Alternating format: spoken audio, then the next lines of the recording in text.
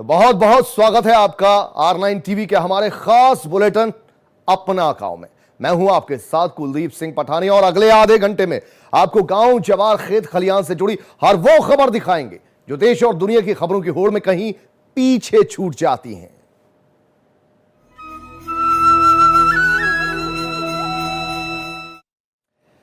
पहली खबर बुलंदशहर से। यहां बुलंदशहर के परवाना गांव में लखावटी गंग नहर कटने से सैकड़ों बीघा फसल जलमग्न हो गई। फसल खराब होने से किसानों की बेशुमार चिंता बढ़ गई है। बरसात में नहर कटने से सिंचाई विभाग की लापरवाही भी सामने आई। मानपुर, खिदरपुर समेत कई गांव के किसानों को अच्छा खासा नुकसान उठाना पड़ रहा है और ये तस्वीरें गवाह हैं किसानों की चिंता की, किसानों की बर्बाद हुई फसल की। तो नहर कटी, कटान हुआ, तटबंध टूटा और नहर से पानी खेतों में जा पहुंचा। आगे बढ़ेंगे। जौनपुर के काजीपुर गांव में नहर टूटने से यहां पर भी आपको बता दें जो पानी फैला, किसानों की 50 एकड़ से ज्यादा की फसल बर्बाद होकर रह गई। इतना ही नहीं, पानी किसानों के घरों में जा घुसा। फसल बर्बाद होने से किसानों के चेहरों पर मायूसी छा गई। नहर टूटे हुए यहां आपको बता दें 48 घंटे गुजर चुके हैं, लेकिन सिंचाई विभाग के जिम्मेदार अधिकारियों का अता पता ही नहीं है। गांव वालों का आरोप है कि विभाग को सूचना देने के 48 घंटे बाद भी गांव में कोई अधिकारी नहीं पहुंचा। ग्रामीण ही अब नहर को बांधने की कोशिश कर रहे हैं और उस काम में जुट भी गए हैं।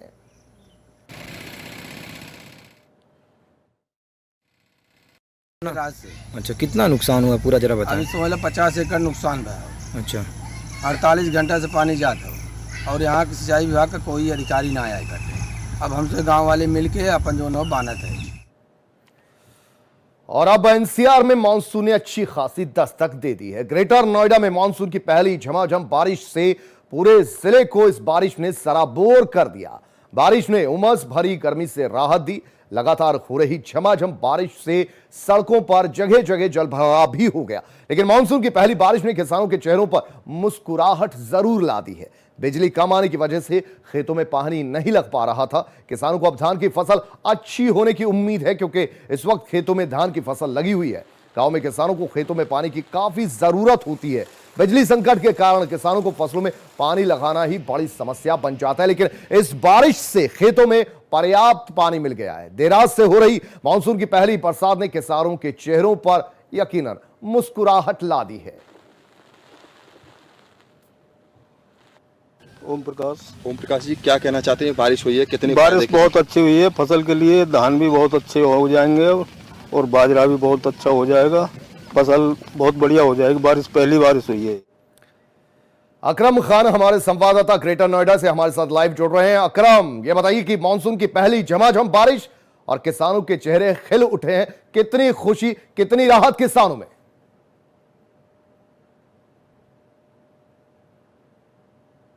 जी अकरम। अच्छी खबर है और किसान जो है वो पूरी तरह से खुश नजर आ रहे हैं। किसानों के खेत में जो धान की फसल है वो पूरी तरह से अच्छी हो चुकी है, पानी भरा हुआ है। और मैं एक तस्वीर आपको दिखाना चाहूंगा। मेरे पीछे ये जो चावल का खेत, चावल की फसल होती है, धान की फसल जिसको बोला जाता है, उसका खेत है। आप देख सकते हैं कि बारिश के बाद से यहाँ पर पानी जो है वो खेत में भरा हुआ पड़ा है। और हमने किसानों से ही बात की थी तो उनका कहना है कि जिस तरह से डीजल के दाम बढ़े हुए थे और बिजली नहीं आ रही थी, इसको लेकर किसानों के लिए बड़ी समस्या एक खड़ी हो गई थी। लेकिन तेज बारिश और जो मानसून की पहली बारिश आई है उससे धान की फसल के अलावा जो बाजरे की फसल है उससे बेहद अच्छी खासी जो पैदावार है वो होगी। किसानों के चेहरे पर खुशहाली है। और अगर ग्रेटर नोएडा की बात की जाए तो जेवर, धनकौर और दादरी समेत कई ऐसे इलाके हैं जो कि ग्रामीण इलाके हैं और यहाँ पर किसान भारी तादाद में है। अच्छा अकरम, ये बताइए कि ट्यूबवेल चलाकर सैकड़ों घंटों में भी खेतों में ये तस्वीर नहीं बनती जो आप दिखा रहे हैं, और पहली मानसून की झमाझम बारिश ने खेतों में पानी लबालब भर दिया है। तो किसान क्या अब कयास लगा रहे हैं? जिस तरीके से रबी की फसल हुई रिकॉर्ड, अब क्या खरीफ की फसल भी रिकॉर्ड इसकी पैदावार होगी? बिल्कुल, देखिए किसानों का यही कहना है कि जिस तरह से अभी वो डीजल और ट्यूबवेल के जरिए से अपने खेतों को भरने के लिए लगे हुए थे, लेकिन खर्चा ज्यादा हो रहा था और जो मानसून की पहली बारिश है उससे ताबड़तोड़ यहाँ बारिश हुई है, अच्छी बारिश हुई है, जिससे कि जो फसल है वो बेहद उम्दा होगी और किसानों की जो आर्थिक स्थिति है वो भी मजबूत होगी। इसके अलावा किसानों का ये भी कहना है कि जिस तरह से ग्रेटर नोएडा में बड़ी तादाद में खेत और खलिहान है, तो निश्चित तौर पर ये कहीं ना कहीं किसानों के लिए अच्छी बारिश आई है, जो कि किसानों के लिए बेहद अमृत कही जा सकती है। जिस तरह से पूरे खेत जिनको पानी की जरूरत थी वो अब उनका कहना है कि जितनी बार इस धान की फसल में मौसमी बारिश का पानी मिलता है उससे खेत और ज्यादा बेहतर तरीके से पैदावार होती है। तो अब ये किसानों के लिए जिस तरह से बारिश हुई है और अब आने वाले 1-2 दिन में और भी तेज बारिश का अंदेशा है, तो किसान बेहद खुश है। और जो धान की फसल है उसे लगाने के लिए अब तैयारियां जो अब तक की जा रही थी, अब किसानों धान की फसल को, मेरे पीछे भी आप देख सकते हैं कि धान की जो फसल है उसकी पैदावार के लिए यहाँ पर जो बीज है उसका रोपण उन्होंने कर दिया है। तो अब ये किसानों के लिए एक अच्छी खुशखबरी है और किसान बेहद खुश है कि उनकी फसल जो है अब वो पहले से बेहतर होगी और उन्हें आर्थिक लाभ मिलेगा, जिससे उनकी स्थिति और अच्छी होगी। तो झमाझम बारिश में यहाँ पर भूमि का जल स्तर तो बढ़ेगा ही, साथ में किसानों का जो बिजली का बिल आ रहा है उसमें भी कटौती होगी। अकरम खान, बहुत शुक्रिया आपका इस पूरी जानकारी के लिए। आगे बढ़ेंगे। जनपद बदायूं के बेलसी गल्ला मंडी में बने गेहूं क्रय केंद्र पर किसानों के बिके हुए गेहूं का भुगतान नहीं किया गया, जिसके चलते किसानों में अब अच्छा खासा गुस्सा देखने को मिल रहा है। ठेकेदार ने मामूली शिकायत के बाद बेलसी एसडीएम और बदायूं जिलाधिकारी से यह शिकायत की और पूरे प्रकरण की जांच कराने की मांग की। दरअसल प्रदेश सरकार गेहूं के किसानों को तीसरे-चौथे दिन भुगतान के दावे कर रही है, लेकिन बेलसी गल्ला मंडी पर बने क्रय केंद्र पर किसानों ने गेहूं बेचा था, भुगतान नहीं हुआ। 15 दिन भी बीत चुके हैं, जिसके चलते अब किसानों का गुस्सा बढ़ रहा है।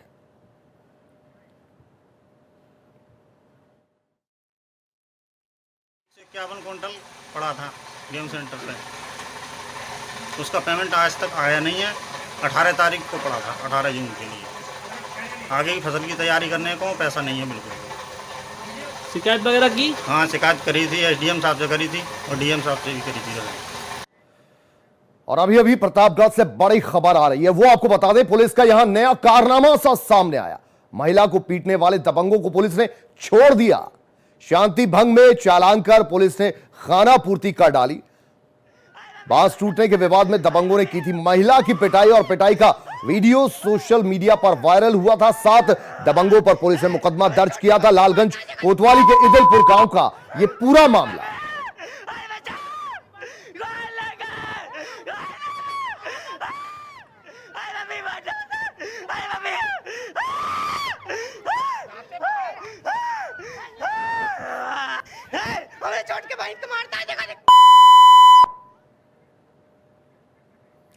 और अब बात प्रदेश में टिड्डी दल के आतंक की। बरेली के बहड़ी गांव में पहुंचा टिड्डी दल और गांव में पहुंचे टिड्डी दल ने यहां आपको बता दें बहड़ी के कई इलाकों में फसल पर हमला बोल दिया है।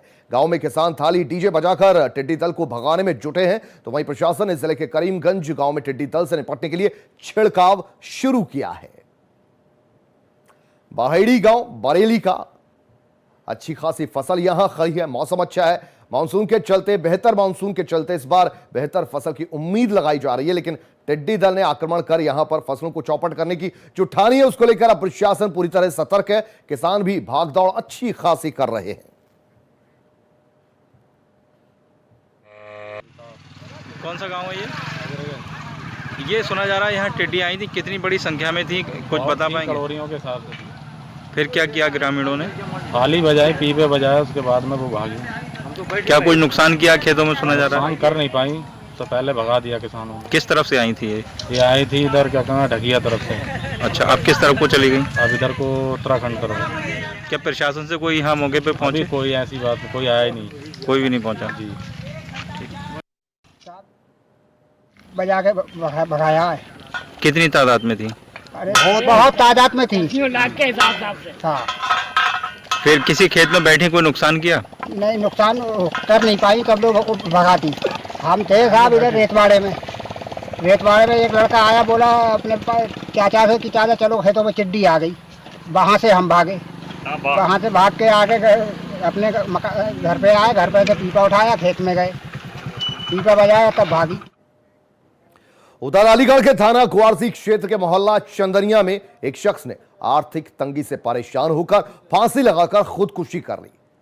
परिजनों के मुताबिक मृतक की पत्नी हॉस्पिटल में भर्ती है, लेकिन लॉकडाउन के चलते ठप हुए कारोबार के बाद आई आर्थिक तंगी से परेशान शख्स पत्नी के इलाज के पैसों का बंदोबस्त करने में असमर्थ था और यही वजह थी कि उसने यह बड़ा कदम उठाया।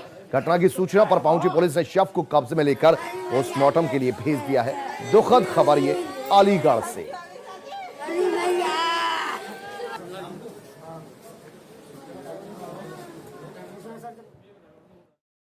नाम का व्यक्ति चंदनिया का रहने वाला है, जो एक फैक्ट्री में प्राइवेट जॉब करता है। इसकी पत्नी पिछले दिनों से बीमार है, जो एक प्राइवेट अस्पताल में भर्ती है। रात ही अपनी पत्नी को देखने गया था और आकर घर पर इसने आत्महत्या कर ली है। पंचायतनामा भरकर विधिक कार्रवाई की जा रही है। बरेली के अस्पताल के कोविड वार्ड में झरना, जी हां, बरसात का पानी कोविड वार्ड में जा घुसा। छत के जरिए वार्ड में गिर रहा है पानी। सोशल मीडिया में video viral. Rajshree medical college का यह वीडियो। यह वार्ड कोविड-19 से ग्रस्त पेशेंट्स के लिए बनाया गया है, लेकिन ऐसा लग रहा है कि नहाने का इंतजाम इनका इन्हीं वार्ड में कर दिया गया है। दरअसल ये बरसात का पानी है और लापरवाही यहां की देखिए, मेंटेनेंस यहां की देखिए। पानी उतना बाहर नहीं बरस रहा जितना कोविड इस वार्ड के अंदर बरस रहा है। तो बरसात का पानी है, लीकेज जो है उसके चलते बरसात का पानी कोविड वार्ड में उतर आया। उधर कानपुर देहात में युवक के अपहरण से सनसनी। पुलिस ने परिजनों को मीडिया के सामने आने से मना किया है। धर्मकांडे पर काम करने वाले युवक को एक दिन पहले दरअसल वो लापता हुआ। परिजनों की काफी खोजबीन के बाद भी युवक का पता नहीं चला। परिजनों ने थाने में दी लिखित शिकायत। अपहरण हुए युवक के घर पहुंची एडिशनल एसपी पुलिस ने अपहरण का मुकदमा दर्ज किया है। परिजनों को 20 लाख की फिरौती का फोन भी आया। भोगनीपुर कोतवाली क्षेत्र के चौरा गांव का यह पूरा मामला।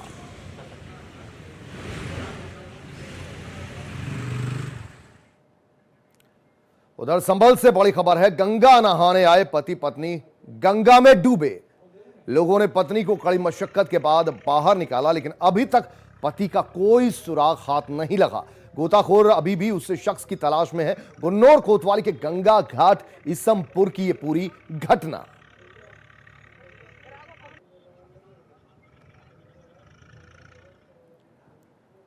उधर ग्रेटर नोएडा में हुई बारिश ने खोली प्रशासन की पोल। कैसे?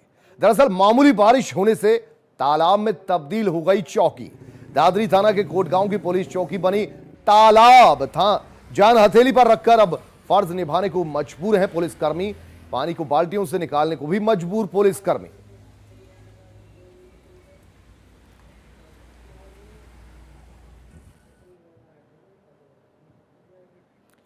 उधर कन्नौज के थुलरिया गांव में बिजली विभाग की लापरवाही से जर्जर हाईटेंशन लाइन का तार टूटकर किसान पर जा गिरा, जिसके बाद करंट लगने से किसान की मौके पर ही मौत हो गई। यह हादसा तब हुआ जब किसान साइकिल से अपने खेत पर जा रहा था। किसान की मौत से गुस्साए परिजनों ने शव को फिर सड़क पर रखकर जाम लगा दिया। इसके साथ ही परिजनों ने बिजली विभाग पर लापरवाही के आरोप लगाए।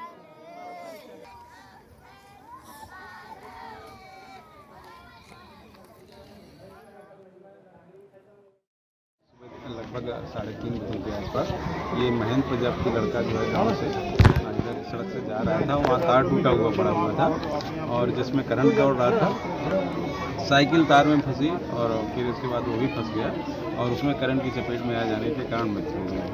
तो ये चूँकि ये भी बताया गया है कि इसके नाम ज़मीन है, तो सबसे पहले तो हम इसको कृषि दुर्घटना का फार्म भराकर जो भी कृषि दुर्घटना बीमा योजना के अंतर्गत जो लाभ दिया जाना है उसको लाभ दिलाए जाने की कार्रवाई करेंगे। उधर रामपुर में जिलाधिकारी आंजनेय कुमार सिंह एक बार फिर बाइक पर सवार हो रामपुर में लॉकडाउन का जायजा लेने पहुंचे, जहां पर उन्होंने पीएसी बल के जवानों को बिना मास्क लगाए ड्यूटी करते पाया। साथ ही चौराहों पर तैनात पुलिस भी बिना मास्क लगाए ड्यूटी करती मिली, जिस पर जिलाधिकारी का पारा चढ़ गया और उन्होंने पीएसी जवानों को जमकर फटकार लगा दी। तो वहीं बिना मास्क के घूम रहे लोगों से उठक बैठक भी करवाई गई। जरूरी काम से ही घर से बाहर निकलेंगे।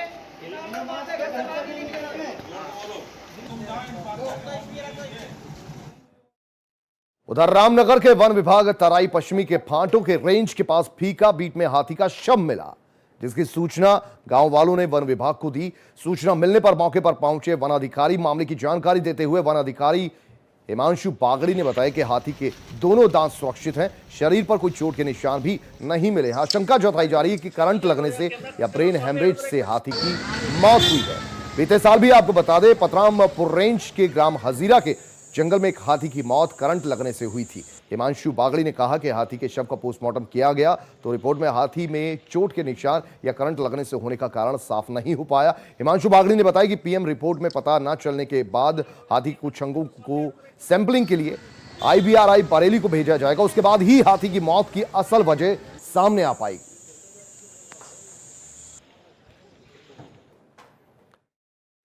साल की बात करें तो यहां उस वक्त दरअसल हड़कंप मच गया जब तल्लीताल जू रोड पर एक घर में गुलदार घुस गया और गुलदार उनके कुत्ते को उठाकर ले गया।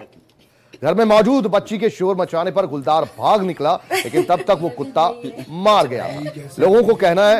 लोगों का दरअसल कहना है कि आए दिन गुलदार आवासीय कॉलोनियों में घुस रहे हैं, जिससे लोगों में दहशत का माहौल बन रहा है, लेकिन वन विभाग चुप्पी साधे बैठा है। दूसरी का है वो दूसरी वाले लगाना ना, दूसरे कैमरे पे देखते हैं। रुक जान दे अभी तो जान दो।